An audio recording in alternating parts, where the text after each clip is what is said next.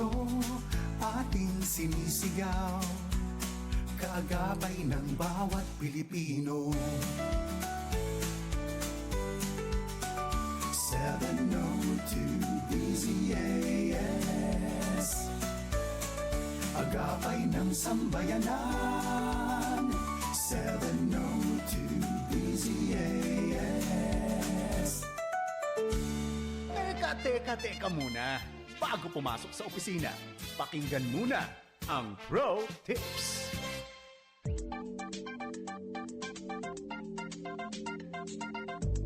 Hello ka-Pro Tips! Kamusta ka na? Ako si Maloy Salumbides. Minsan ba nararamdaman mo at naiisip mo, may relevance pa ba ang ginagawa ko? Relevant pa ba ako? Lalo na siguro kung malapit na tayo sa age of retirement, hindi ba? Pero alam mo, kahit na hindi na natin minsan magets yung interes at lengguwahe ng mga mas nakababata sa atin sa workplace, meron pa rin tayong lugar sa trabaho at sa buhay.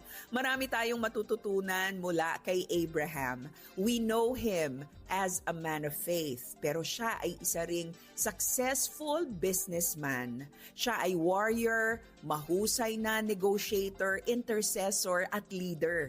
Kung titignan natin ang kwento ni Abraham, ang mensahe ay malinaw. Age doesn't matter. Obedience does. Sa Genesis chapter 12 verse 4, 75 years old si Abraham nang tawagin siya ng Diyos para umalis sa Haran. Ang pangalan pa niya noon, Abram. Sa Genesis 21 verse 5, 100 years old na Abraham na ang pangalan niya at ipinanganak ang kanyang anak na si Isaac. Sa Genesis 25 verse 7 and 8, nabuhay siya hanggang 175 years old. Buong buhay, patuloy na sumusunod sa Diyos. Here are 3 pro tips which we can learn from Abraham na magagamit natin sa bawat season ng ating buhay at trabaho. Pro tip 1, hindi hadlang ang edad. Calling ang sukatan. 75 years old, saka naglakbay si Abraham. Of course, nung panahong iyon, mas mahaba ang buhay ng mga tao. Hindi niya sinabi kay Lord, "Senior na po ako. Napapagod na po ako." Siya ay sumunod. Sa work, baka feeling natin na pag-iwanan na tayo. Mas techy ang mga bata, mas mabilis, mas bago. Pero tandaan, ang experience mo ay hindi luma. Yan ay valuable. Hindi mo kailangang makipag-compete. Kailangan mong maging faithful. Hindi hinahanap ng Diyos ang pinakabata. Hinahanap niya ang handang sumunod. Pro tip 2. Kung pa-retire ka na, hindi ka irrelevant. You are a mentor. Maraming natatakot sa retirement kasi parang nawawala na ang sense of purpose. Pero si Abraham, hanggang dulo, meron siyang assignment mula kay God. Instead of thinking, "Tapos na po ba ako, Lord?" Ask God, "Lord, sino ang ihahanda ko?" Mentor the next generation. I-share ang wisdom, ang lessons, ang mistakes na pinagdaanan natin sa buhay. Sa office, sa negosyo, sa church, sa bahay, leadership transfer is still leadership. Hindi ka kinukuha ng Diyos sa frontline. Inilalagay ka niya sa bagong pwesto, multiplication role. Pro tip number 3, obedience means continual growth. 175 years old na buhay si Abraham, pero hindi siya tumigil sa pagsunod. Ibig sabihin, hindi rin siya tumigil sa paglago. Kahit anong edad, matuto tayo ng bago. Makinig tayo sa mas nakababata. Mag-adjust sa bagong season at maging bukas tayo sa bago at exciting na mga assignments na ibibigay ni Lord. Obedience is not being stuck in the past. It moves with God. Kahit sa bagong workplace, bagong role o bagong rhythm ng buhay, tandaan, age doesn't limit your calling. Obedience keeps you useful Every season has an assignment. Kung nasa bahay ka man, opisina, negosyo, o church, may role ka. Mayroon ka pang assignment. May tinatawag ka pa na ihahanda sa iyo ng Panginoon. Kaya ang paalala ko, ka-Pro Tips, be a blessing wherever you are today. Ako si Maloy Malibiran sa Lumbides. Nagagamot ba ang HIV? Walang gamot ang HIV, pero pwede itong i-manage kaya't maaring mabuhay ng malusog at mahaba. Post-exposure prophylaxis o PEP.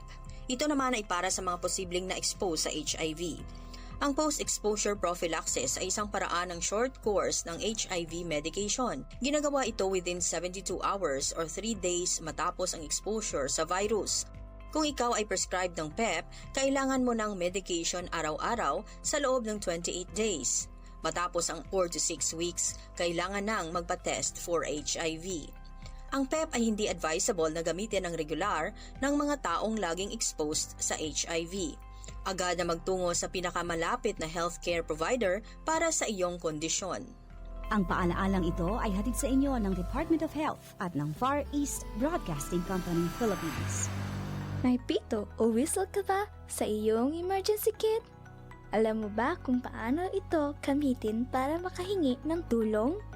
Tandaan mo lang ang distress signal na ito para madali kang mahanap o masagip ng mga rescuer. Pumito ng 3 maiksing tunog gamit ang iyong pito.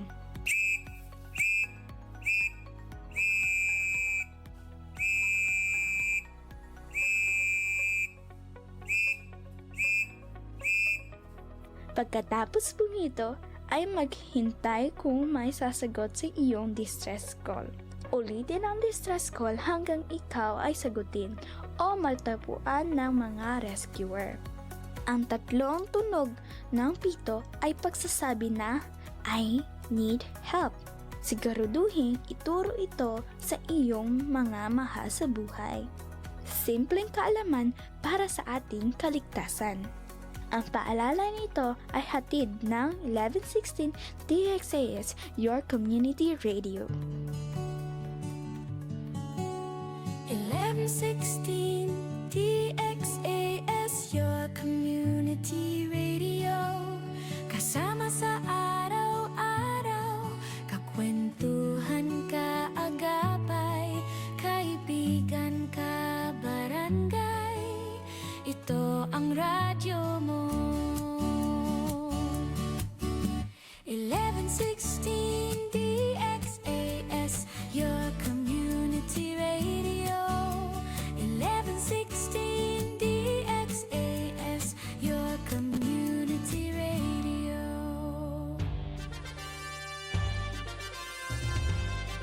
Este el DXAS FEBC, de ustedes Radio Comunidad, ta serví para conectar gobierno, privado y mga miembro del comunidad.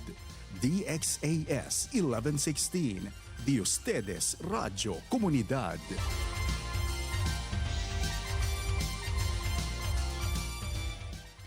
Ang oras sa buong Pilipinas, alas 7:10 na ng umaga.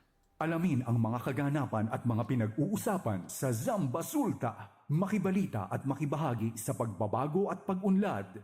Oras na, Zamba Sulta!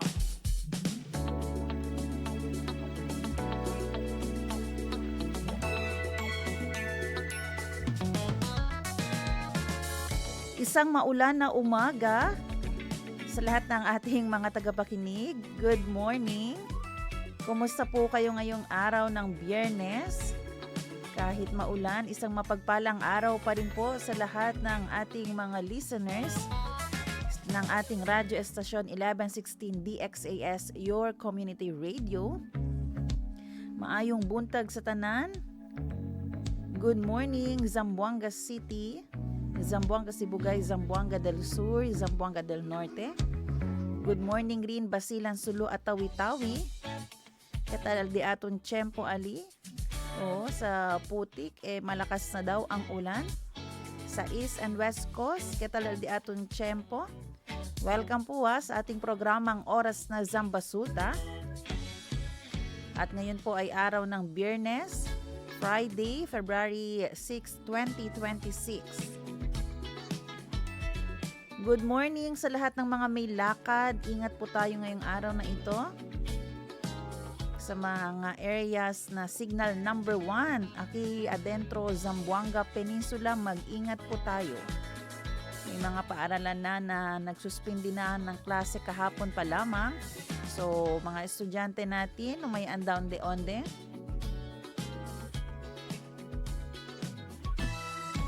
Yung mga estudyante natin dyan, good morning. Ingat po at yung may mga trabaho pa, make sure na may bitbit kayong payong, kapote para ligtas, no? Iwas sa sakit.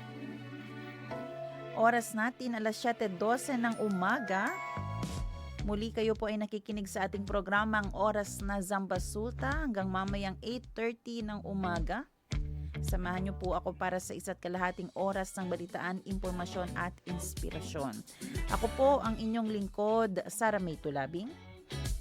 Tayong kabarangay, Robin Soling. Assalamualaikum warahmatullahi ta'ala wabarakatuh sa ating mga tagapakinig dyan sa Sulu, Basilan, Tawi-Tawi, no? At maulan na morning. At syempre, aquí na siyudad de Zamboanga, Buenos Dias. Yes. Partner. Good morning, sir. Good morning, Bin. Oo, kumusta ang ating panahon dyan? Malakas ba ang ulan? Hindi naman. Hindi naman masyado. Oo. Ayun pa. May konting pag-ulan. So, mababasa talaga pag lumabas ng bahay. Pag umuulan, mababasa talaga tayo. Oo. Kasi Oo. kanina, maambon. Oo, sabi pa ng husband ko, mag-raincoat ka. Sabi ko, hindi na. Kaya yan. So, ayun. Kinaya naman. Pero umaambon na kanina mga 6:30 nung nag-drive tayo. Oo. Pero praise God, hindi naman malakas ang ulan kanina. Okay nga, no. At saka, pansin na pansin talaga sa boses mo na nabasa ka ng ulan. Ganun ba? O may mga, hindi pa kasi ako nakainom ng tubig, siguro kaya ganito. Parang boses na lalaki. Anong tawag nila? Nanlamig ka. Nanlamig, oo. Hindi pa kasi nakakainom ng tubig. Parang may panaghoy. O yan yung natin ngayon Hindi, binabasa ko lang. Binabasa mo pala. Kaya pala alam mo. Ikaw kala ko yan timing ba? Pinsaba yan timing. Naigali. Pensaba lang to. Kaya nga. Ayan po, oras natin alas 7:14 ng umaga. Siyempre, Bin, imbitahan mo ang ating mga listeners. Saan pwede mag-text? Kaya naman mga kabarangay, no, kayo po ay pwedeng mag-join, pwedeng magbigay ng inyong mga komento, no? Mag-text sa ating text line sa 0916-296-6625 o kaya naman ay pwede rin mag-send ng inyong mga tanong, no, sa ating Facebook page sa 1116 DXAS, Your Community Radio. Yes, at aming pinapaalahanan po yung mga mangingisda natin dyan. Oo, sana safe lang po kayo. Huwag nang pilitin talaga, masama po ang panahon ngayon.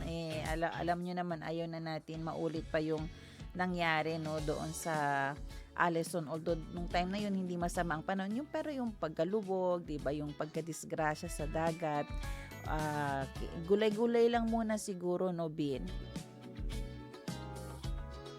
Andyan ka pa ba, Bin? Oo, sir, no, yun nga. Andito pa, tama, no? At saka, alam mo, sa Surigao del Sur, medyo kaya naka-monitor tayo maayos kagabi, no? Kasi, yun nga, yung kapatid ko nasa Surigao at walang tigil, no? Bumabaha doon, actually, sa kanila. Doon ba siya nag-practicum? Siya ba ang minimin mo? Oo. Or iba pa?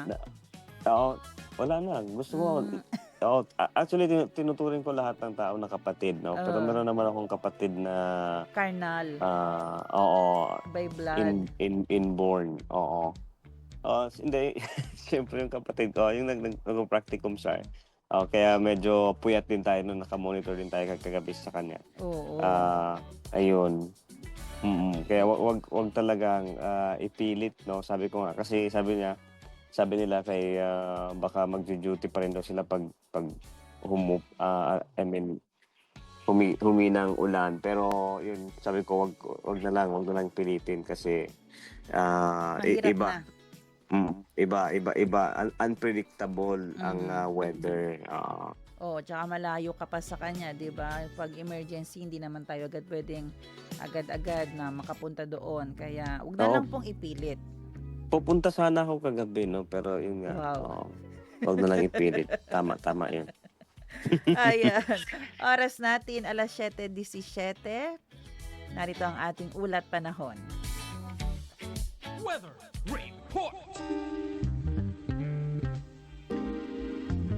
As of 4 a.m. ng madaling araw kanina, nananatili ang lakas ng Tropical Storm Bashang habang binabaybay ang kalupaan ng Agusan del Norte.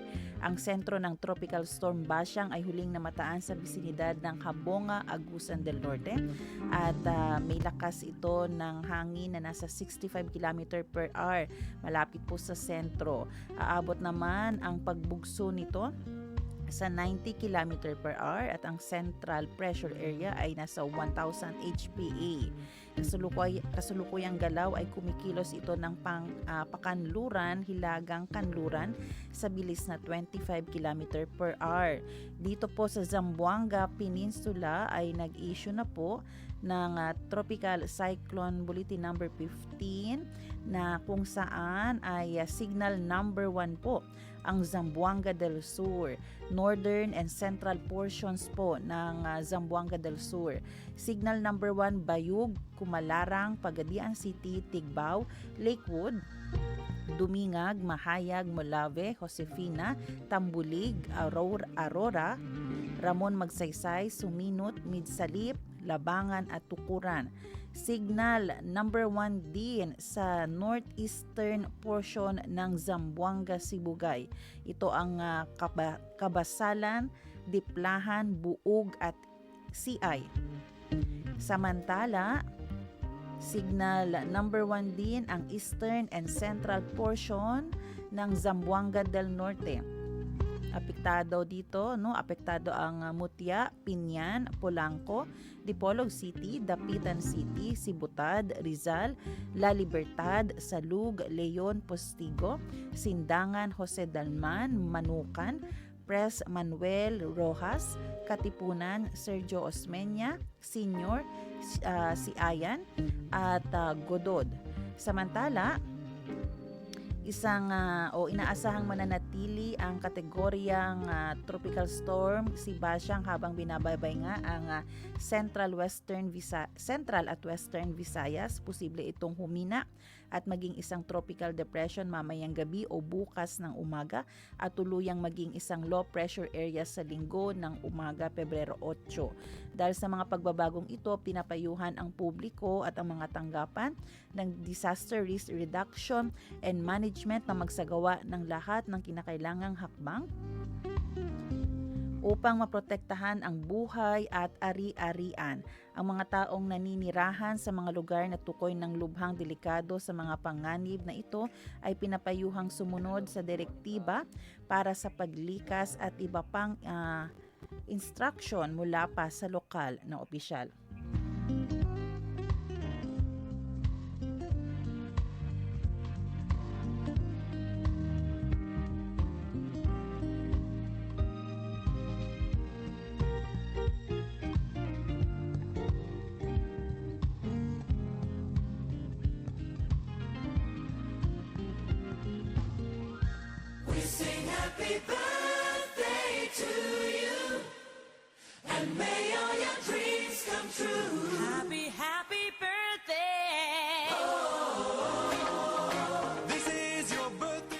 February 6, happy birthday kay Rosminda Aguilar. Happy birthday po.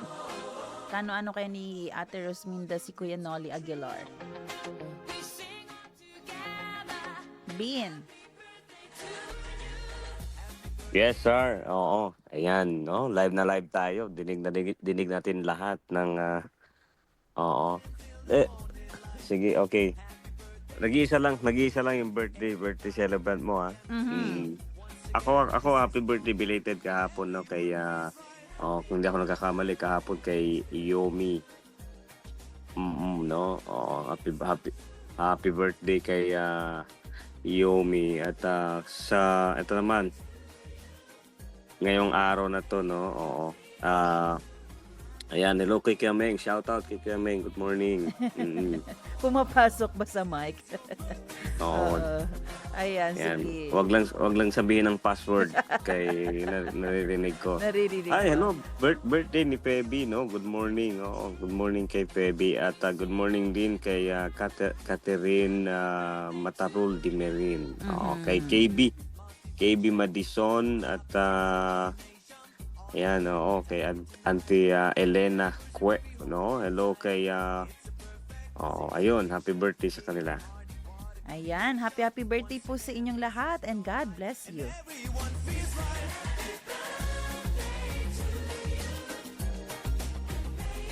Salita at tanong ngayon.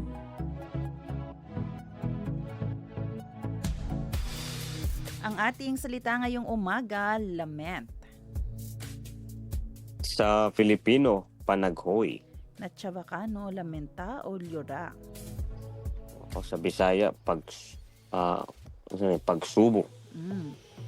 Ilonggo, panganduhoy.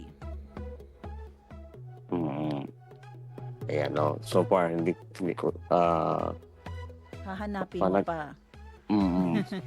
Pero ito po yung tanong natin ha. How do you handle the painful situations in your life? Ayan. Kung meron po kayong mga painful na mga experiences sa inyong buhay, paano nyo po ito hinahandle?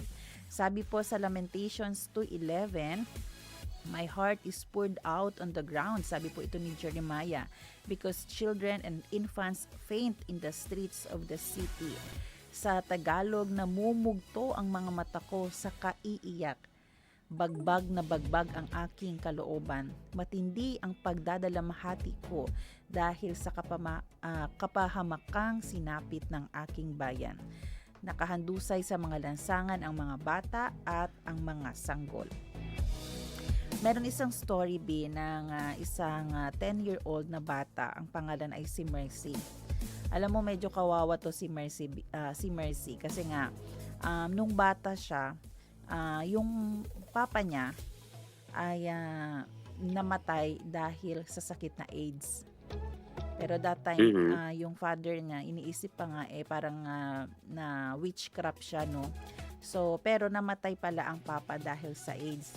So, dahil namatay ang papa niya, lumaki siya na naging mas close na lang sa kanyang mama kasi wala na nga siyang papa. Kaya lang, nagkaroon din ng sakit ang kanyang nanay. At nung mga panahong yun, 3 years after nung nalaman niya na may sakit ang mama niya, namatay din. So, wala na silang parents. So, itong si Mercy, lumaki na kasama niya ang kanyang mga kapatid na iba na ang nagpapalaki sa kanila, orphan na sila. Alam mo anong ginawa ni Mercy dahil nga sa sinapit niya, sa painful situation, hindi madali na lumaki ka wala ng mga magulang. Sabihin natin 13 years old siya by that time. Hindi madali yung responsibility na ikaw na ang magbabantay sa mga kapatid mo. So alam mo anong ginawa niya? Gumawa siya ng journal bin. At lahat ng kanyang pain ay doon niya isinulat, doon niya ibinuhos, doon niya ni-record lahat. Katulad ng ating verse ngayon, si Prophet Jeremiah, nag-keep din siya ng record ng kanyang pain. Di ba kanina nga, iyak siya ng iyak. Sabi doon, umiiyak siya dahil sa sitwasyon ng mga bata na nakikita niya na nakahandusay, yung mga sanggol. At yung Book of Lamentations, sinulat niya doon lahat kung paano na-experience ng Judah, yung pananakop ng Babylonia, di ba? At Jeremiah was really grieving. Grieving talaga siya, hindi talaga yung madali yung nararamdaman niya, yung sitwasyon niya. Pero lahat yan, kung si Mercy merong record ng notebook, eto si Jeremiah, talagang binuhos niya naman ang kanyang damdamin, ang kanyang panaghoy sa Panginoon. So, kagaya natin, kung tatanungin, saan mo ba inilalabas ang iyong lamentations? Saan mo ba nilalabas ang iyong damdamin? Ikaw, Bin, no? Parang nagsusulat ka talaga, Bin. Doon mo ba nilalabas lahat ng nararamdaman mo? Ay, oo, no. Yun nga, sir. Tama yun, no. At saka, isa sa mga, kumbaga, legit, no, para sa akin na, yung bang, pag magsusulat ka is, hindi mo siya iniisip. Oo, kundi, dinaramdam. 'Di ba? You don't just think, sabi pa nga sa English, no, kundi you feel. Kasi pag inisip mo siya, magpo-post ka. Magpo-post ka, no, at saka magbibigay ka ng pressure sa katawan mo. Kasi kapag, 'di ba, pag nag-iisip tayo, 'di ba, hindi pwedeng wala kang pressure na ibigay. Pero pag feel ang ginamit mo, wala siyang pressure, no, alam mo, 'di ba? Mas may release. Oo, release, no. Kaya sa mga kabarangay natin, 'di ba, kapag pinilit natin, 'di ba, masakit. So kapag pinilit mong isipin, tinatandaan mo kung ano yung nangyayari. Kumbaga parang may manipulation na nangyayari ba? Alam mo yun, sir, no? So sa tausog, ang lament is dukta. Oo, yun nga, no. So nafi-feel mo yung 'di ba, yung hindi mo ina-analyze yung nararamdaman ng mga tao, kundi nafi-feel. Kaya 'di ba, nasasaktan si Jeremiah, eh. Alam mo, Oo, ganon din tayo kay Lord. Hindi, 'di ba, meron kasing fina-follow minsan na Acts prayer, adoration, tapos confession, tapos thanksgiving, supplication. Alam niyo po, not all the time kailangan maging formal, or kaya kailangan may pattern na sinusunod on how we talk to God. Magsabi ka lang, 'di ba? Kasi yun nga sabi ni Robin kanina, pag may ganun ka, may sinusunod ka na format, minsan magpo-post ka. Hindi magiging ganun ka genuine, hindi magiging ganun ka honest yung sasabihin mo. Pero hayaan mo, mag-open up ka kay Lord, 'di ba? Pwede kang mag-open up. May pastor na nagsabi, kung galit ka, mag-open up ka kay Lord. Kung may question ka, mag-open up ka kay Lord. Magsabi ka, kasi ano man ang sabihin mo, ang nararamdaman mo as human, maiintindihan niya ng Panginoon. 'Di ba? Maiintindihan niya 'yan, matatanggap niya 'yan, dahil hindi naman siya katulad sa atin na kapag tayo ay nag-open up sa ibang tao, na-offend, nagagalit. Pero si Lord, kaya niyang intindihin. Kung umiiyak ka, nakikiiyak din ng Panginoon. Kasi alam niya, siya lang ang pwedeng makaintindi ng lahat ng ating nararamdaman, kahit gaano pa yung kagulo. Diba? Kasi minsan hindi mo maintindihan ang nararamdaman mo. At saka alam mo, sir, no, gustong-gusto ko talaga ito yung sinabi dito, no? Pour out your heart like water in the presence of the Lord. No, oo. Alam mo yun, water, no, walang kuan yun, eh. Walang forma, walang hugis. Hindi niya kailangang maghugis heart, or 'di ba, hindi yun nga yung sabi mo, no. Hindi kailangan formal, 'di ba? Yung pagiging formal kasi, o yung pagkakaroon ng pattern, ginawa lang natin, eh. Tayo lang para maging guide. Oo, para maging guide, no. Pero minsan kasi, most of the time, dapat kailangan mong gamitin yung common sense. Kasi kung halimbawa guide pa rin ang gagawin mo, no, nasa open field ka, pero since alam mo yung duck, cover and sit, di ba? Sit, duck and cover. Pero nasa open field ka naman, o pwede ka namang, di ba, I mean, maghanap ng malapit ka lang sa isang pinaka-safe na lugar. Pero since alam mo yung sit, duck and cover, kapag lumilindol, yun yung ifa-follow mo, di ba? Wala alam mo yun, di ba, nakikita mo yung analogy doon na meron kang pwedeng gawin. So the same in praying, no? Alam mo, sa pagpupray, most of the time, no, honestly, sir, ako ganun lang eh. Parang sabi ko nga minsan yung habang nagkakape, doon ko palang maisip yung mag-open up ng lahat ng mga bagay, di ba? Hindi siya during sa sanctuary o during sa gathering, di ba? Alam mo yun, yung mga ganun. No? Kaya, kasi kumbaga natural, yun ang point ko doon, no? At saka yung, alam mo yung term na dukka, no? Talagang, yun eh, mabigat yun, sir, no? Oo, sobrang bigat yun. Kumbaga, parang ramdam, alam mo yun, parang ganun ba, no? Ramdam mo yung lahat. Mm. Totoo. Ayan, totoo yan, no? At dito nga sabi, it's good, no? Katulad ni Mercy and Jeremiah na nag-pour out ng kanilang puso sa Panginoon.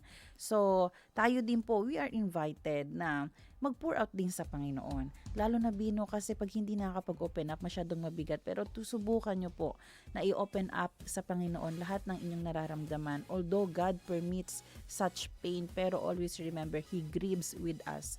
No? Nakikisimpat siya ang Panginoon sa atin. Inaalaw niya man ang mga bagay na minsan hindi favorable sa ating buhay, pero it doesn't mean na wala na siyang pwedeng gawin dyan sa iyo. Kaya kanyang i-redeem, kaya kanyang tulungan, kailangan mo lang makita na pwede ka mag-trust sa Panginoon, pwede ka mag-open up sa Kanya, no? And kaya ang ating challenge din sa ating mga listeners, di ba? Mag-surrender kay Lord, mag-open up sa Kanya. And yung tanong natin, how do you handle the painful situations in your life? So ngayon na-remind ka ni Lord, paano mo siya i-handle? So yan ang ating salita at tanong ngayon.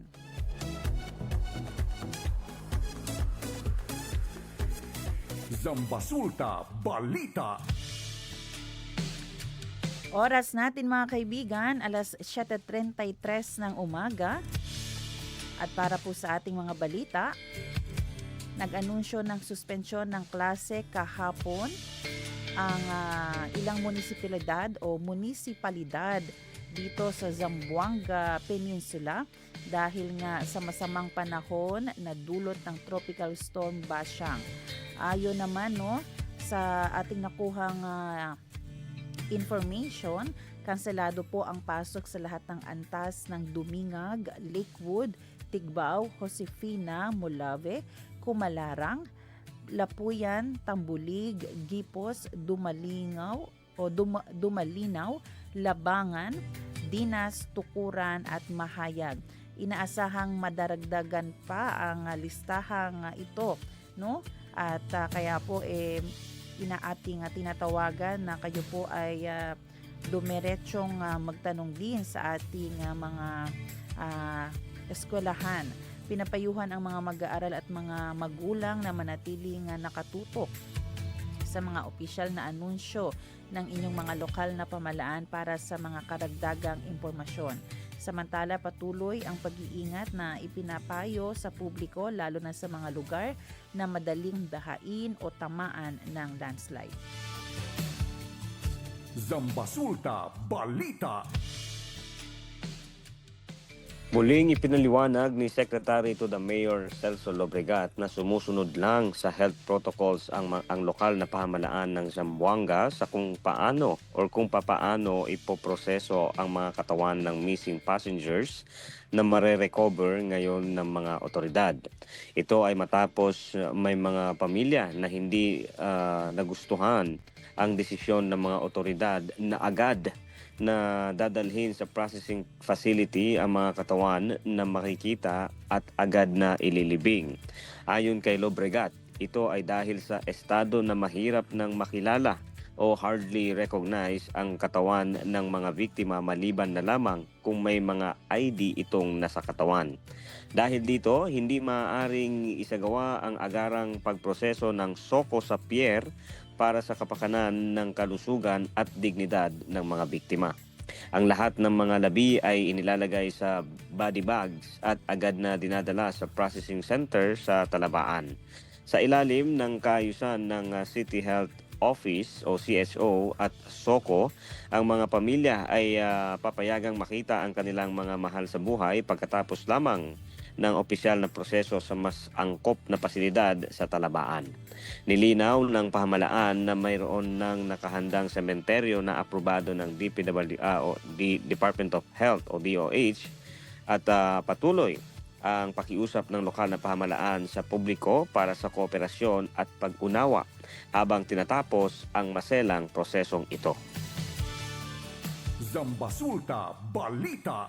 Sa ibang balita, patay ang isang 45 anyos na negosyante matapos pasukin at pagbabarilin sa loob ng kanyang tahanan sa Nesorecom Village, Barangay Magdaop sa Ipil, Zamboanga, Sibugay noong Miyerkules ng gabi.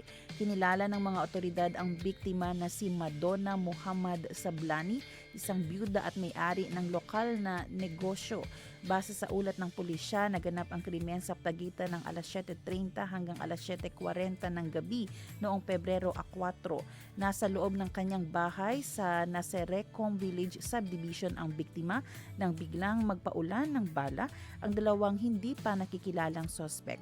Nagtamo ng mga sugat sa katawan ang biktima at idineklarang dead on the spot ng mga rumespondeng pulis.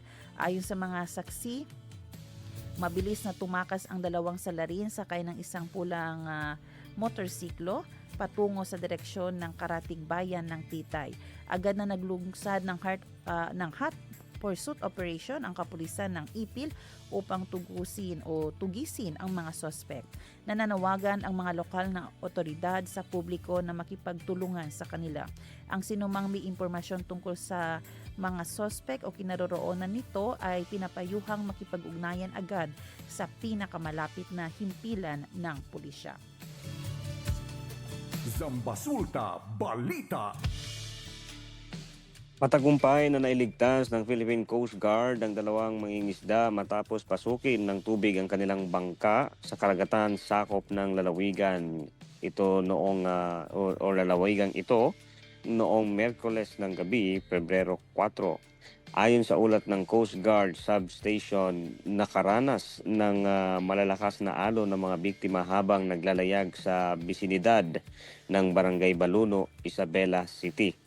Dahil sa masamang panahon, unti-unting napuno ng tubig ang kanilang motorboat na naging sanhi ng pagkapanig nito. Nabatid na galing sa lungsod ng Zamboanga ang mga mangingisda at patungo sana sa Isabela City, bit-bit ang mga ice chest na puno ng sari-saring isda nang maganap ang insidente. Bagamat hindi pinangalanan ng dalawa, kinumpirma ng PCG na nasa mabuting kalagayan na ang mga ito. Agad silang binigyan ng first aid dahil sa tinamong mga gasgas bago dinala sa Basilan Medical Center para sa mas malalim na pagsusuring medikal. Hindi naman hinila naman ng mga tauhan ng PCG ang nasirang motorboat patungo sa himpilan ng CGSS Malamawi. Nagpaalala ang Philippine Coast Guard sa publiko, partikular na sa mga mangingisda, na palaging bantayan ang ulat panahon bago pumalaot upang maiwasan ang anumang disgrasya sa gitna ng dagat. Zambasulta Balita. Naaresto ang dalawang itinuturing high-value individuals o HVI matapos makumpiska ang nasa 1.7 milyon pesos halaga ng iligal na droga sa dalawang magkahiwalay na operasyon sa Sulu at lungsod ng Zamboanga nitong mga nakaraang araw. Ayon kay Police Brigadier General Edwin Quilates, Pro-9 Director, kapwa 34 na taong gulang ang mga suspect na nasa ilalim na ngayon ng kustodiya ng pulisya. Unang nadakip noong Lunes, Pebrero 2, ang isang suspect sa barangay Timbangan, Indanan. Nakuha sa kanya ang 100 gramo ng hinihinalang shabu na nagkakahalaga ng mahigit o nasa 680,000 pesos. Arestado din noong madaling araw ng Linggo, Pebrero 1, sa barangay Tulungatong ang ikalawang suspect at nasamsam sa kanya ang nasa 150 grams na pinaghihinalaang shabu na may market value na 1,020,000 pesos.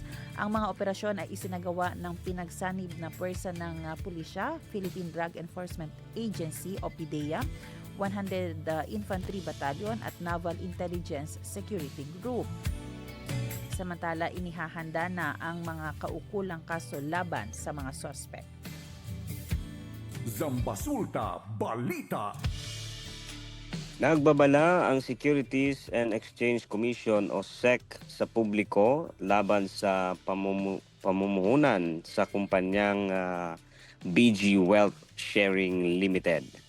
Ayon sa inilabas na advisory ng SEC nitong nakaraang linggo, ang nasabing grupo ay napaulat na nangangalap ng pera mula sa publiko kapalit ng mga pangakong malalaking kita, tubo o interes. Mariing nilinaw ng komisyon na ang BG Wealth Sharing Limited ay hindi rehistrado at walang kaukulang pahintulot o secondary license mula sa SEC upang mag-alok o mangolekta ng anumang uri ng investment. Dahil dito, pinaalalahanan ang lahat na huwag mag-invest sa naturang kumpanya upang hindi mabiktima ng investment scam. Para sa kaligtasan, maaaring i-verify ang rehistrasyon ng anumang kumpanya sa checkwithsec.sec.gov.ph o i-download ang SEC Check app. Hinihikayat din ng SEC ang mga biktima o sinumang may impormasyon tungkol sa iligal na gawain ito na agad magsumbong sa Enforcement and Investor Protection Department o EIPD sa pamamagitan ng kanilang official website. Zambasulta Balita. Samantala, ang Zamboanga City Medical Center o ZCMC ay nananawagan po sa publiko na gustong tumulong sa mga pamilya na naging biktima ng sunog, huge fire sa Lamion, Bungaw, Tawi-Tawi. Sila po ngayon ay tumatanggap ng donations in kinds at pwede pong i-drop off mismo sa ZCMC Administration Lobby. Pwede nyo rin pong i-contact ang PACU, PACCU sa kanilang number 0956-1859414, 0929-3922-102 para po sa lahat ng mga gustong magpaabot ng kanilang tulong. Ito po yung sunog na umabot po sa nasa 1,000, yung mga bahay na natupok ng apoy. At mga needed items po, sabi ng ZCMC, kailangan po talaga ng hygiene kits, ng sabon, toothbrush, toothpaste at iba pa. Pwede rin po kayong magbigay ng mga sapatos, ng mga medyas po para sa mga estudyante. Kasi may mga estudyante po tayo na talagang wala nang naisalbang gamit. Pwede rin po kayong magbigay ng mga used clothes niyo, o hindi na mga ginagamit na mga damit. And basta nasa good condition naman po ang ibigay natin at malinis. Tatanggap din po sila ng mga blankets and towels. Ayan, kumo, tuwalya. At pwede rin po kayong magbigay kung may mga sobra po kayo ng mga hijabs para po sa mga Muslim women natin na naging biktima rin po ng nasabing sunog. At syempre, again, kung meron po kayong gustong ipadala, pwedeng direct na ibaba nyo to, ihatid nyo to sa ZCMC Administration Lobby o i-contact yung number 0956-1859414 or kaya po 09293922-102. Zambasulta Balita. Oras natin mga kaibigan, alas 7:45 ng umaga at yan po ang ating mga balita para sa araw na ito. Huwag kayong bibitaw dahil magiging maganda po ang ating topic sa ating segment mamaya. Ito po ay pag-uusapan natin ang tungkol sa kaalaman sa water safety at shipwreck survival. Makakasama po natin mamaya ang mismong Dean ng College of Marine Education ng Zamboanga State College of Marine Sciences and Technology, Captain Marnet Apit. Kami po ang inyong mga lingkod, Sara May Tulabing At ang inyong kabarangay, Robin Soling, magbabalik ang oras ng Zamba Sulta dito lang sa 1116 DXAS, Radyo, Radyo, Komunidad. Komunidad.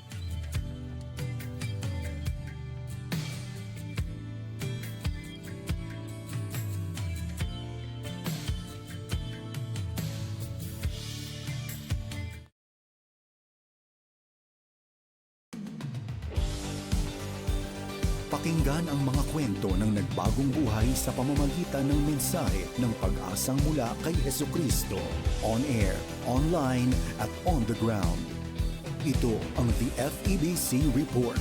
Kasama si Luis Miguel Castillo, President ng FEBC Philippines. Hindi lang mga Pinoy ang naaabot ng ating broadcast. Kwento ng isang apo mula Vietnam ang maririnig natin ngayon. Ang kanyang lola ay naabot at na-touch ng ating shortwave broadcast. Nakilala ko si Yun Tan Tuan or Barnabas sa kanyang English name noong Missions Month Fair sa Union Church of Manila, my home church. Vietnamese student siya ng ethnic program sa IGSL. Full-time missionary din ng Go School Vietnam na umaabot at nag-e-equip sa mga underprivileged youth na maging Christ-centered leader. The gospel seed come to my family when my grandma is around the year of 1970, after 1975, after the communists take control of the whole country, and sharing the gospel and doing evangelism is still strictly prohibited in the country, and no one can go out to share the gospel at that time. A very strange signal with unusual news. Ganyan ang description ng kanyang lola nung unang marinig ang broadcast. Ito ang naging daan para ma-introduce siya sa mabuting balita. And later on, my grandma became a believer, and we found out that the news come from that radio channel is broadcasted from the Philippines. Ang gospel broadcast ay isang buto na naitanim sa kanyang puso. Hindi man agad naging believer ang kanyang lola through listening, lumago ang kanyang faith nang makasama ang iba pang mga believer. And she remembered like, oh, I heard this one before, this news before. And after that, she get involved into the local church. And the local church flourished her faith in Christ. Many Vietnamese people got saved through the radio at that time. Like many tribe and Vietnamese people in general. Naaalala ni Barnabas kung paano naging faithful ang kanyang lola. Nagbabasa siya ng Bible at umaawit ng hymns sa kanilang bahay. Para sa kanyang parents noon, label o title lang ang Christianity. Ang steadfast faith ng kanyang lola ang naging dahilan para magbunga ang kanilang paniniwala. Ginabayan niya ang pamilya toward a genuine relationship with Jesus Christ. Indeed, God's work can reach well beyond such small beginnings.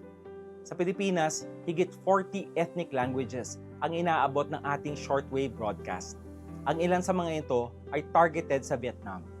Ang bawat broadcast ay parang buto na itinatanim sa puso ng bawat listener.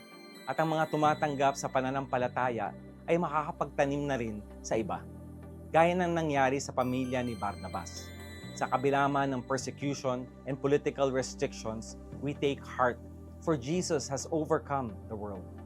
Sabi sa 1 Corinthians chapter 3, verses 6 to 7, ang Diyos ang nagpatubo at nagpalago.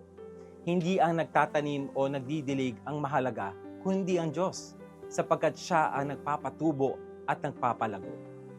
Hindi man natin makita ang growth immediately, but when we faithfully sow God's Word, we can be sure that it will accomplish what He pleases and will prosper where He sends it. Mission natin na gumawa pa ng mga programa na puno ng gospel seed na aabot sa loob at labas ng bansa. Kung aming mga programa ay nakatulong sa growth ng inyong faith, we'd love to hear your story. I-message mo kami sa FEBC Philippines Facebook page o mag-email sa info@febc.ph. To support FEBC's gospel broadcast and bring hope to more people, please visit febc.ph/give. Hanggang sa susunod, ako si Luis Miguel Castillo para sa The FEBC Report. Take care and abide in Christ. Napakinggan mo ang The FEBC Report. Para maging updated sa ating stories online, mag-subscribe na sa ating YouTube channel at i-follow ang ating Facebook at febc.ph. Maging kabahagi sa misyon ng Far East Broadcasting Company Philippines na ipahayag ang mensahe ng pag-asa ni Hesukristo sa mundo. Bisitahin ang aming website sa febc.ph/give. Salamat sa inyong suporta sa ministeryo ng Panginoon. Pagpalain po kayo ng Diyos.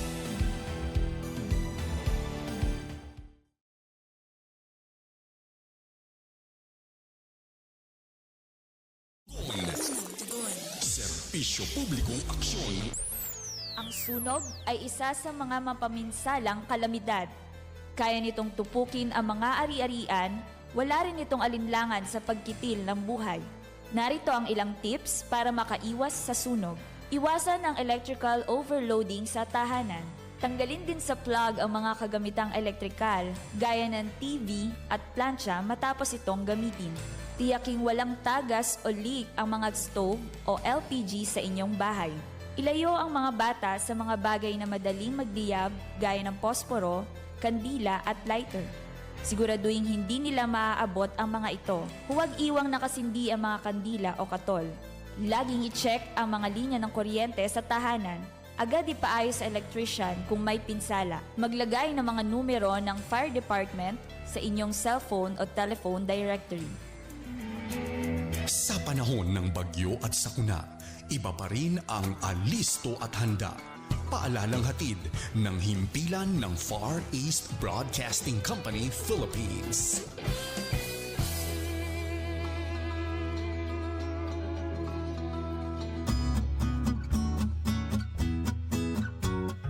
Uy Mare, di ka maniniwala. Naalala mo si Aling Maria? Yung kapitbahay natin? Yung nakatrabaho sa Saudi? Oo, kumusta na siya? Wala na akong balita sa kanya eh. Naku, kakauwi lang niya last week.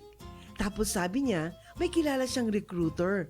Sabi pa nga niya, kung gusto daw nating mag-abroad, pwede niya tayong tulungan. Mabilis makakaalis, walang poproblemahin, at maaahon natin sa kahirapan ang pamilya natin. Talaga ba? Pangarap ko talagang kumita ng dollars para sa pamilya ko eh. Sigurado kang matutulungan tayo nitong recruiter ha? Sigurado yan. Binigay na ni Aling Maria sa akin ang contact number ni Madam. Siya yung recruiter. Okay talaga to si Madam kasi mabait daw at maraming koneksyon sa Saudi at Dubai. Sandali lang. Pag-isipan natin itong mabuti. Nasabi ba ni Aling Maria ang detalye ng trabaho, kontrata at mga babayaran bago aalis? Alam niyo naman, maraming mga illegal recruiter. Baka, imbis na magandang buhay para sa pamilya, ay trahedya ang maging bunga nito. Ang nega mo naman! Sure ako dito! Okay na to! Wait lang. Huwag makontento sa okay na to, lalo na kung tungkol sa pagtatrabaho abroad. Alamin ang tabang proseso ng pag-abroad. Huwag basta maniwala sa mga pangako para hindi maging biktima ng illegal recruitment at human trafficking. Protect yourself, protect your family, and protect your future. Bago maniwala sa nagsasabing okay na to, bumisita sa Department of Migrant Workers o DMW para sigurado ka. Bisitahin ang kanilang official website o tumawag sa kanilang hotline. Your safety and your future are worth more than empty promises. Don't take the risk. Be informed. Be safe.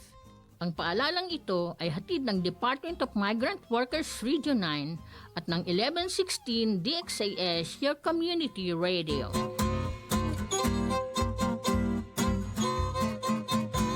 Ang estasyong ito ay matatag na katuwang ng kapisanan ng mga broadcaster ng Pilipinas. Nagdiriwang ng 50 taon ng matatag at tapat na pamamahayag. Oras na, Zambasulta!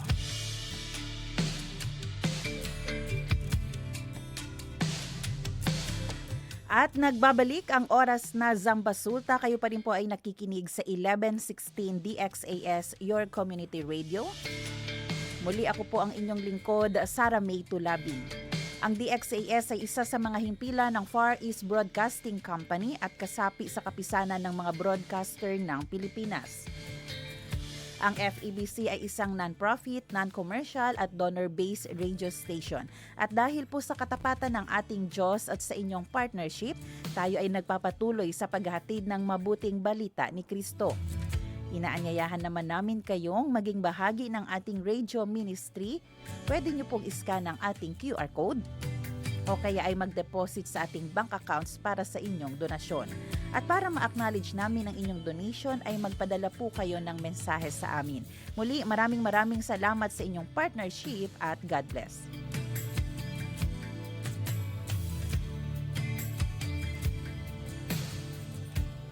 Pag-usapan natin. Oras natin mga kaibigan, alas 7:56 ng umaga. Batiin ko muna ng isang magandang umaga ang ating mga tagapakinig sa Facebook. Ayan, galing kay Ma'am Neneng Kasipe. Good morning, Ma'am Sara and Automobile. Good morning po sa inyo, Ma'am Neneng. At meron din dito si Tristan Gulay. Buenos dias, Kuya Robin at Sara. Si Ma'am Liliana Hunt, mapagpalang araw. Mapagpalang umaga sa lahat. Good morning. ¿Qué tal ustedes todo? Cuidado na mal tiempo ali. Ma'am Nife, good morning Ma'am Sarah May and Sir Robin. At syempre happy birthday daw sabi ni Ma'am Neneng Kasipe kay Carlito Katage. Ayan, happy birthday Carlito. Good morning sa iyo. At si Ma'am Liliana Han sabi niya pa, reflection niya sa ating salita at tanong ngayon na segment, bien duele na korason si Chene kanatong ko sa tapasa kay hindi kita taintende. Magasitwasyon, difícil intende. Noy kita ko sa pwede ase, noy kita kontrol na magasitwasyon. Si hindi kita atraka kun Diyos, reza kita kun todo. Corazon, lura, pidi ayuda kay el Diyos lleno de gracia, ilastima ng magahente, takono se konele kay ele poderoso. Ele ay dali kanatun el paz, hindi kita ay sinti kita libyano con el mga difícil sitwasyon kay ay dale contigo buen wisho. Ayan, Mania. Ayan, medyo nagkaroon siguro ng typo error. Pero maraming salamat po, Ma'am Liliana Han.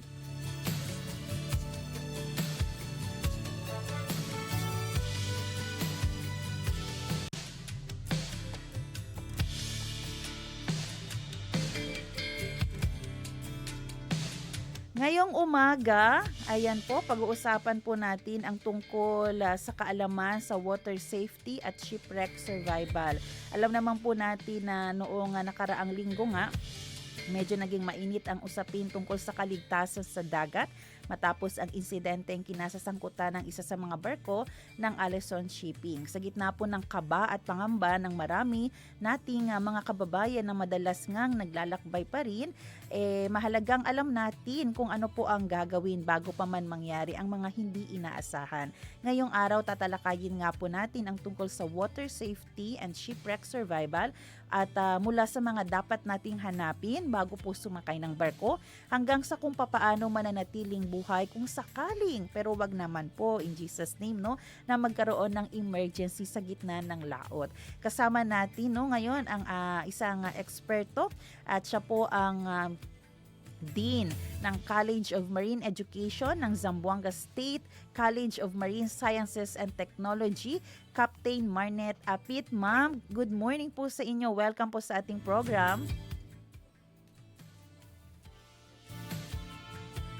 Hello po ma'am, good morning.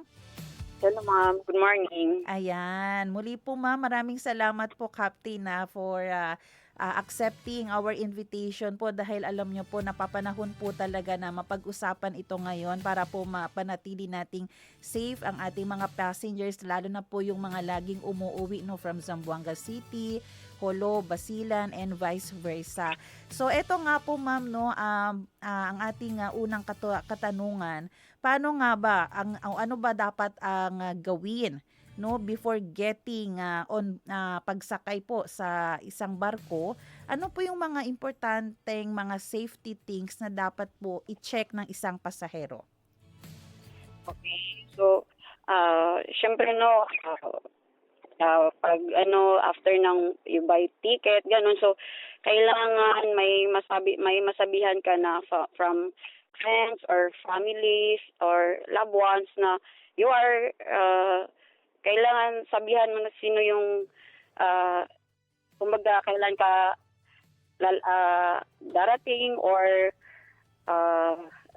kumbaga sabihan mo sila na saan ka pupunta or kailan ka babalik, and if you don't return by the overdue time, so they can alert the Coast Guard. But when you go on board na, nandun ka na sa barko, normally kasi they are doing the briefing saan yung mga locations ng mga life-saving equipment.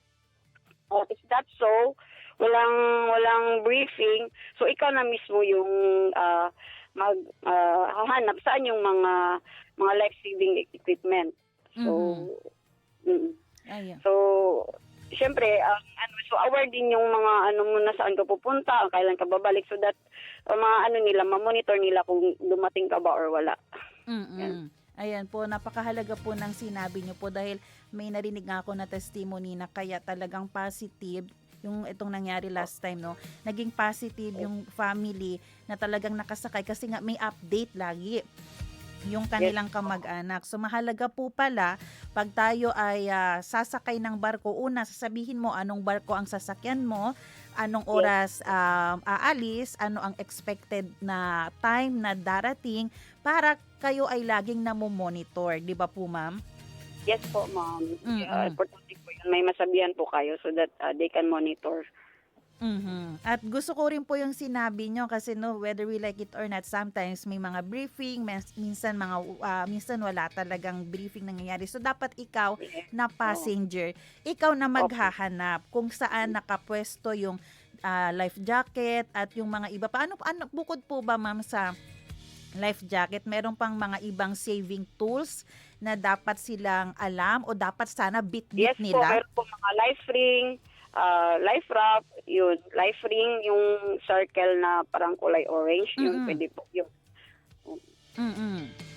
Yung ano rin po ma'am, no, naalala ko kasi pag during earthquake, ang advice ay dapat meron ka ring pito or whistle. Parang pwede rin pong dalhin ma'am, no, para kung halimbawa may nangyari, alam mong, kasi minsan yung boses natin nawawala na, nanginginig na, pero kung may pito, maririnig ka saan ka banda.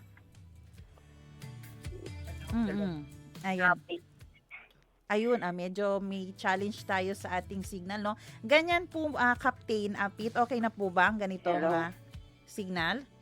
Po, Mama. Hello. Ayan, sige po. Medyo nagkakaroon lang po tayo ng challenge sa ating signal, no? Dahil din siguro sa panahon. Pero yun ay advice po, no, na tayo mismo ay magkaroon ng sariling whistle. Kasi po napakahalaga po niyan kung halimbawa nasa dagat na tayo or kung saan ka ba naipit or saan ka ba minsan nalalak ka ba sa CR. Di ba pag may whistle tayo, madaling malaman nung mga nasa paligid mo, may tao dito kasi may pumipito. Pwede rin sigurong ganyan. Hello po Captain Outfit, welcome back po. Okay na po ba? Na loud and clear na po ako? Yes po, klaro na po ma'am. Ayan. Okay, ito naman po, may mga small things po ba or supplies na dapat din laging nasa isang traveler para po manatiling alive at lalo na po kung may mga shipwreck? Ano po yung mga small things or mga supplies na dapat ibibit-bit niya po?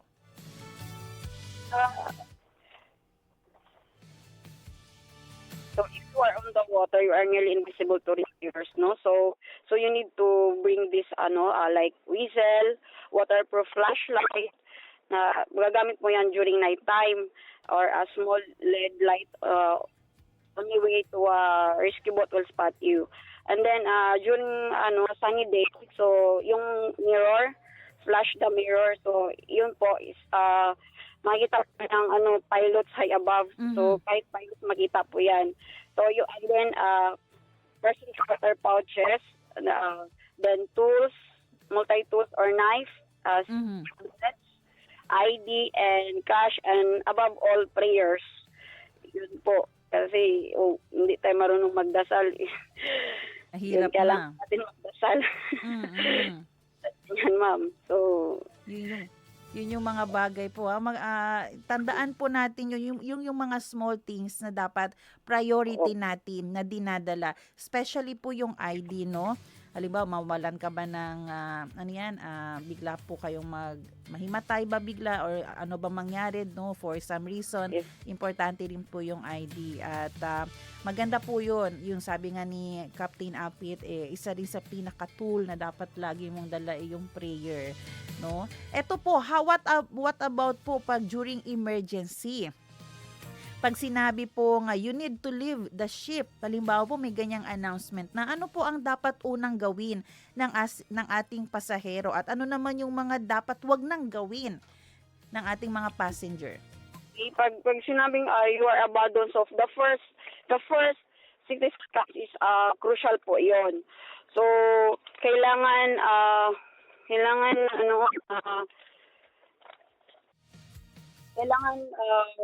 yung panic is yung pinaka biggest enemy mo, yung panic. So yung priority mo is to get off the vessel na you should be safe. Mm-hmm. So kailangan you legit your life jacket. But then do not jump for heights. Do not go back for your bubble. So pag naiwan mo na yung mga gamit mo, so bahala na yun. Iwan mo na yun. So kailangan and then do not jump into debris or oil. So yun po, isa po yun sa para at least ka sa barko. Kasi 1 minute lang kailangan makaabandon ka. So, yun. So kailangan kung labanan mo yung mo kasi for you to survive. Mhm. Okay. So ano pala po ma'am, no, yung 1 minute, napaka-crucial, napaka-importante na pag sinabing iwanan na, umalis na, i-abandon na yung ship, dapat presence of mind, wag mataranta, wag magpapanik, sundin. At paano po ba tatalon po sa tubig? Meron po kasi tayong mga report. Last time, may report po ako nakuha sa ZCMC. Nagka-left injury, nag-undergo ng surgery.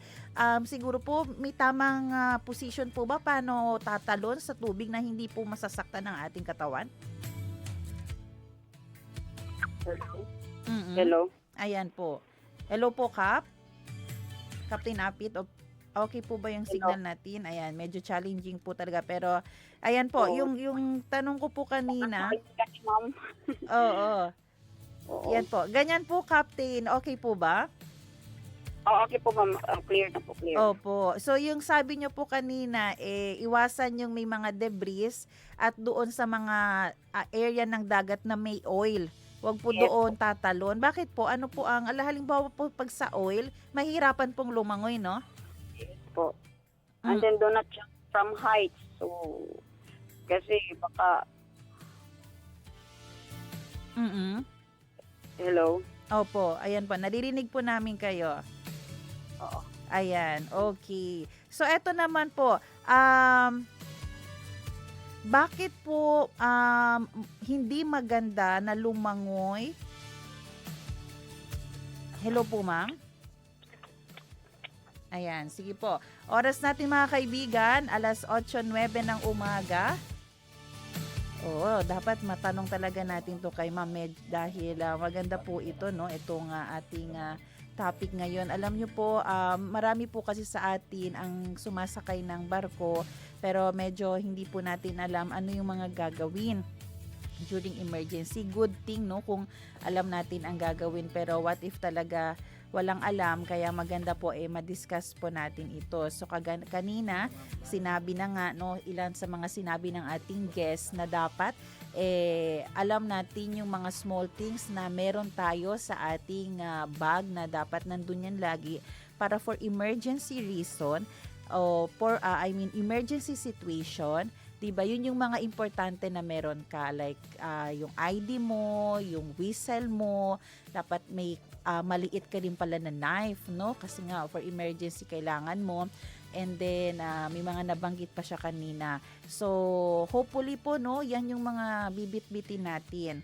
So Captain, hello po. Naku, pasensya na po, medyo challenging talaga ang ating signal. Opo, malakas po yung hangin dito, ma'am. Oo, sige po. Eto naman po, Captain, no. Ano po ang kailangang unang gawin halimbawa po na-stranded na po yung situation, ano po yung mga dapat gawin ng isang passenger po na na-stranded na siya sa isang lugar? Ano po? Opo. Ano po yung na-stranded na po. So, first, no, yung pag na-stranded na, so, you call help first, and shelter. So, yung una-una, calling for help and shelter. And then, number 2 is water. Number 3 is food. So, bakit una-una yung calling for help and shelter? Kasi po, in maritime survival situation, yung shelter means is getting out of the water. Because getting away of the water and wind. Kasi, kumbaga, 3 hours lang po yung exposure from the cold or heat, pwede po tayong mamatay, yung tao po. So, kailangan, unahin muna ng, yung shelter. Kasi, then, pati yung, natin is, human body survive for about 3 days without water. And then, 3 weeks is without food. So, kahit wala ka munang kain or inom tubig, basta unahin mo muna yung shelter. Makaalis ka sa tubig tsaka sa hangin. Iwas ka ng hangin. So, yun po ang priority po natin. Okay. The rule 3. Yun po. Ayan. Good thing pero good thing mas okay din po no kung meron ng pag after ng may makita ka ng safe place, meron ka ng makitang tubig, para mainom at pagkain. Meron po ba kayong tips, Captain, paano po makahingi na ng tulong? Halimbawa po na-settle niya na po yung sarili niya, nakabawi na siya ng lakas. Paano po hihingi ng tulong kung halimbawa po wala po siyang cellphone kasi nawala na po, nalunod na, nabasa na? Hello. Sige po, Captain, go ahead. Ano po yun, ma'am? If ever na nandun na Opo, okay na. Okay na siya, naka-rest na po siya, may shelter na siya, may food, meron na siyang water din na nakita kung saan siyang na-stranded. May tips po ba kayo paano siya hihingi ng tulong? So during the day, halimbawa, nandun ka, so if during daytime, so you contrast, so during nighttime, so you contrast, you create a light, and then kung if during daytime, mirror or whistle, yun, para so that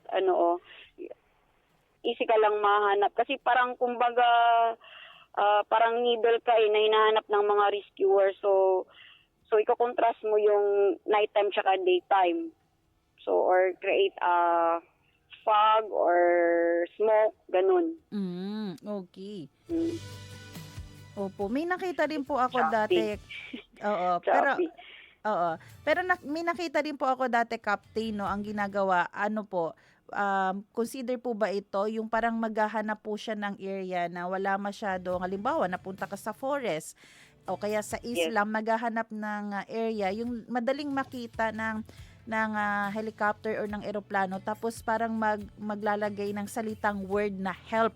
Malaki talaga. Halimbawa, maghahanap ng mga kahoy, tapos yung mga kahoy, parang gagawan mo ng word na help, para yung pag naghahanap na sa aerial, makikita nila may word na help, alam nila na meron doong missing passenger na nakatira or na-stranded sa area na yun. Yes po, ma'am. Pwede po yun. Kumbaga, yung nature ng forest or ng ocean, gagawa ka ng distraction. Parang yung pagka-natural niya, so gagawa ka ng para makita na, it's a man-made. So, parang ganun. So, at least makita ka kaagad. Ayan. So, ilan po yan sa mga dapat po ninyong gawin? Gagawa ka ng mga man-made. So, tama po yun. Tama. Ayan, at maganda rin po pala, Captain, no, na marunong silang gumawa ng apoy kasi may mga talagang halimbawa mga ganyan, wala kang posporo, wala kang lighter, dapat alam po paano mag-ignite ng fire. Ayan po. Sige po, eto naman po, may mga wrong ideas po ba about drinking water or finding food sa dagat na may possibility po naging dahilan na mamatay po yung tao? Yes po, if inumin mo yung seawater, so mas mabilis kang mamatay if ever. So kung pwede, wag niyo pong inumin yung seawater kasi it leads to rapid kidney failure. So only eat if you have an abundant supply of water, of fresh water. So that's the time ka lang kakain kung marami kang baon na tubig. At kaya pa, muna kasi yung mo is, pati yung siguro pag ikaw yung nasa parang hindi mo naisipin yung kain ka ba o hindi, ang sa'yo is parang masurvive ka, mahanap ka, yun talaga ang pinaka best way na makita ka kaagad, yun talaga ang unahin. Ayan po. Sige po. Eto naman po Captain, what if ayan grupo po sila na nagsama-sama. Hello po. Opo. Ayan. Ganyan po, Captain. Hello. Hello? Okay, sige po. Ang gusto ko palang idagdag din na tanong bago dito sa huling mga tanong natin.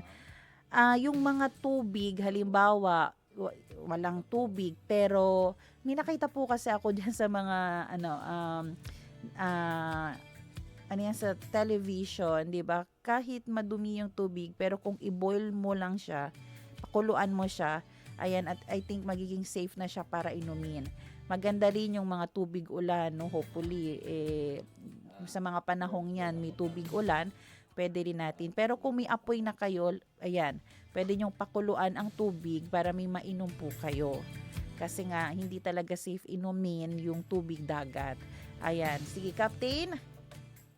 Hello, ma'am. Opo. Sige po. Eto naman po, Captain, kung halimbawa, nagsama-sama na po itong mga passengers natin sa isang area na nakasurvive, ano po yung dapat nilang gawin para manatiling kalmado at para mas ma-rescue po sila ng madali?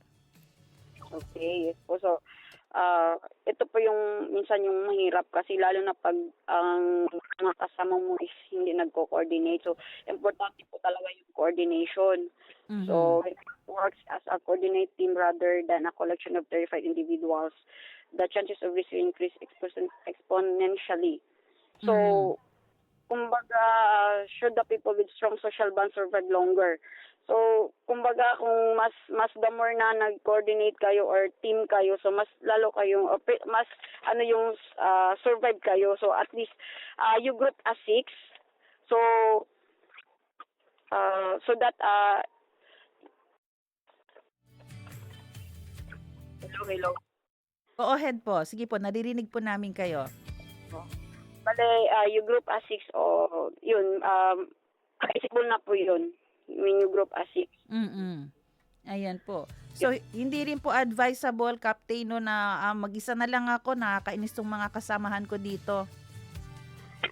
So, mas lalo po kayong hindi mahanap pag you are alone and kung kanya-kanya po kayo, so lalo yung rescue team or yung rescue boat, so pupunta sila ng iba't ibang direction, so saan sila so yun, and then kumbaga kung stay lang po kayo in a safety zone, visible lang po on the ship, on the so mas easy po kayong mahanap kasi yun po ang location nila na yung sa maritime communication, yun po ang na-receive nila na location. So doon po sila agad pupunta. Pag wala po kayo doon, so mahirapan po yung mga rescuer. Ayan. Okay, oras po natin mga kaibigan, 8:20 ng umaga sa ating pagtatapos po. Captain, ano po ang inyong message sa ating mga tagapakinig para manatili pong safe po during ng mga emergency po sa dagat? We are talking about all safety. So small deviation of safety protocols causes risky of lives, or we are talking about vessel of the ship. So kumbaga, kung hindi po 100% tayo na sumunod sa safety protocol. So, may risky po. Yung situation natin on the risky na po. So, yun. Dapat, kung 100% po tayo, susundin natin yung safety protocols. Ayan. Maraming salamat po sa ating naging guest ngayon. No? Ating tinalakay ang kaalaman na dapat meron tayo pagdating sa water safety at shipwreck survival. Muli ang ating naging guest ngayon from Zamboanga State College of Marine Sciences and Technology, Dean of College of Marine Education, Captain Marnet Apit. Captain, maraming salamat po. Yes, ma'am. Thank you po. Thank you dyan sa lahat ng staff.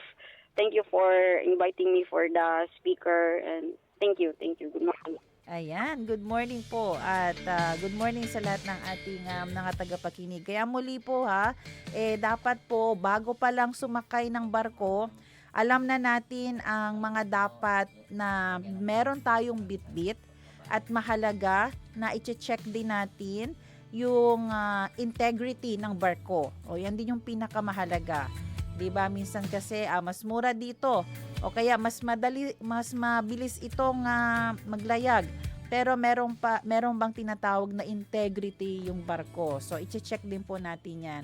At kung hindi mo alam, walang briefing, walang orientation, saan mo kukunin, saan ka pupunta, ikaw mismo ay gagawa ng paraan para alam mo kung nasan ang life vest, saan ito, kung may emergency, 'di ba? Sino, kung pwede nga ma-identify mo sino yung mga crew, mga tripulante, pati kapitan, i-identify mo na din, 'di ba? Para during emergency, knowledgeable ka.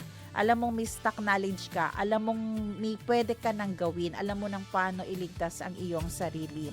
Napaka-crucial po according sa ating guest yung 1 minute pag sinabing leave the boat, no, kailangan po yung presence of mind natin. Napakahalaga po niyan. Alam natin, wag mo naman ililib na wala kang life vest, di ba? Walang life jacket. Mahalaga po yan. Yung mga mahalaga din, identification card, ilagay mo, no, isingit mo na kung saan na hindi pwedeng mawala kahit anong mangyari ang paglangoy mo. Ayan, yung may tinatawag rin silang dog tag. Meron kasi ang ganyan yung husband ko. Parang necklace siya and then andun yung pangalan niya. For, alam mo na, future purposes na din. Mga mahalagang bagay knife, ayan, kasi 'di ba kung halimbawa natali ka kung saan or may kailangan kang putulin, meron kang whistle, mahalaga po 'yan at pag naligtas ka na. Halimbawa, lumubog ng iyong barko, napunta ka, napadpad ka sa isla, ang pinakauna mong gagawin, maghahanap ka ng area na safe ka. Kasi di ba minsan sa mga isla, hindi natin alam kung may mga wild animals dyan. So at least, may area ka na safe ka. Mahalaga din na makagawa ka ng apoy. Kasi syempre, pangluto mo, magpabukal og tubig, diba? Pwede rin dahil sa smoke ng apoy, makakuha ka ng atensyon sa mga naghahanap sa'yo. At syempre, yung mga wild animals, natatakot din yan kapag may nakita silang fire. So, maraming pwedeng gawin. Kaya, yung mga laging naglalayag po, alamin po natin paano gumawa ng apoy. Lalo na kung hindi na natin magamit ang posporo, ang lighter, o ano pa man. Yan yung mga basic na survival ways na dapat po alam natin. Pero of course, we are hoping and praying na hindi na ito mangyari ulit. No? As of now, nasa 30 passengers missing pa rin at patuloy na hinahanap. At ngayon, medyo challenging ang ating dagat dahil sa sama ng panahon. So, ang pwede na lang talaga natin mapag-pray, una, maging maayos na ang panahon para maging tuloy-tuloy ang search and retrieval operation ng ating mga Coast Guard. Number 2, let us continue to pray doon sa mga grieving family, doon sa mga pamilya na hanggang ngayon ay hindi pa nila natutukoy, hindi pa nila nakikita, nahahanap ang kanilang mga relatives na nawawala pa rin hanggang ngayon. So patuloy po natin yan ipanalangin. Oras natin 8:25 ng umaga. Maraming salamat po sa lahat ng mga tumutok sa atin sa radyo at Facebook. Maraming salamat sa ating radio technician Kuya Rolando Alfonso Romel Paulino. Abangan nyo po ang susunod na programang Serbisyong OFW, Family Matters at Radyo Singkauman. At magkarinigan po tayo muli dito alas 7 ng umaga. Ako po si Sara Mitulabing. At gusto ko po pala munang mag-shoutout bago ko makalimutan kay Sir Louie Gallardo na siya nga talagang nag-effort, nag-coordinate para ma-invite natin ang ating guest ngayon. Hello po Sir Louie, Ate Mau Gallardo at kay Larry. Muli ako po si Sara Mitulabing. Nagpapaalalang posible ang pagbangon at pagbabago, tayo ay maging bahagi ng solusyon ngayon. Sama-sama tayong umaksyon dahil oras na Zamba Sulta.